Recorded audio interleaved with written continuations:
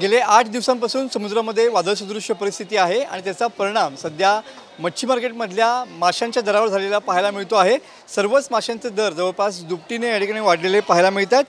गेल्या 8 दिवसांपासून अनेक मच्छीमारी बोटी जी आहेत ते समुद्रामध्ये मच्छीसाठी गेलेले नाही आहेत आणि त्याचमुळे सध्या आज रविवार आहे त्यामुळे खवय्यांचे या ठिकाणी मासे खाण्याचे वांदे या ठिकाणी झालेले पाहायला मिळतात। तुम्ही बघू शकता की मोठ्या प्रमाणावरती माशांची आवक जी आहे ती मच्छी मार्केट परिसरामध्ये होत असते, मात्र सध्या माशांचे दर देखील या ठिकाणी कडाडलेले पाहायला मिळतात। आपल्यासोबत असे काही मच्छी विक्रेते आहेत की त्यांना आपण विचारून घेऊया। सर, काय सांगाल, या ठिकाणी माशांचे दर वाढलेत का, काय सांगाल? हो, सध्या माशांचे दर वाढले आहेत कारण वादळ वगैरेची परिस्थिती होती आणि मासे पण कमी यायला लागले।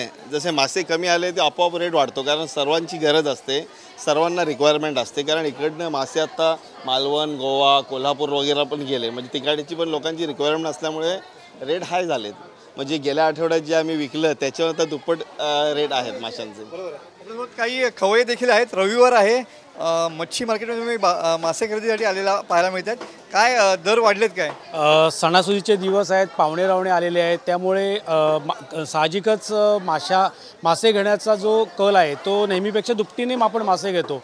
पण या सध्याच्या घडीला ह्या हवामानामुळे माशांचे दर हे तिपटीने वाढलेले आहेत, त्यामुळे थोडे खवय्यांचे अडचणीचं वाढ झालेली आहे, प्रॉब्लेम झालेले आहेत। सुरमई, अगदी पापलेट आणि या ठिकाणी अनेक जे मासे आहेत त्यांचे दर या ठिकाणी वाढलेले पाहायला मिळतात। त्यामुळं खवय्यांचे या ठिकाणी आज रविवार आहे त्यामुळे मोठ्या संख्येने या ठिकाणी खवय्ये मासे खरेदीसाठी आलेले पाहायला मिळतात, मात्र वाढलेल्या दरामुळं या खवय्यांच्या खिशाला या ठिकाणी कात्री लागलेली पाहायला मिळते।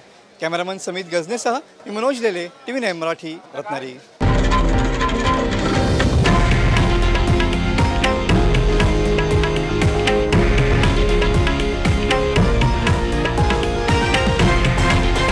हे आहे देशातील नंबर 1 न्यूज नेटवर्क आणि आपण पाहत आहात TV9 मराठी, एकमेव।